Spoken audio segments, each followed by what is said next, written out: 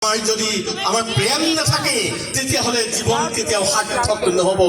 আৰু এই প্ৰেম আহিবৰ কাৰণে ভাৰতীয় সংস্কৃতিত আমাৰ বিভিন্ন সংস্কৃতি আছে, যেনে আপোনাৰ এইগৰাকী এগৰাকী বিশেষজ্ঞ হৈছে কথক নৃত্যৰ।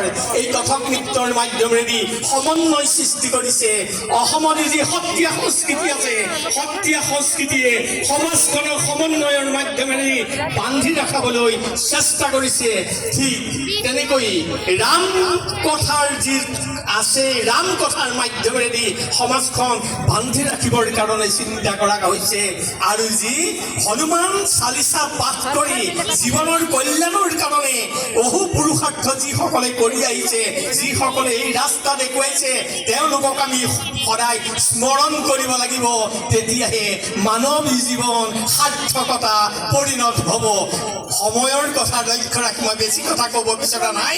আমাৰ যাতে সম্প্ৰীতি থাকে, আমাৰ যাতে সমন্বয় থাকে, আমাৰ যাতে সকলোৰে সহযোগিতা থাকে, তেতিয়াহে আমি ভাৰতীয় সংস্কৃতিক আমি আগবঢ়াই নিব পাৰিম আৰু আমি ভাৰতীয় বুলি গৌৰৱ অনুভৱ কৰিব পাৰিম। আৰু তেতিয়াহে মানৱ জীৱনৰ কল্যাণ সাধন হ'ব।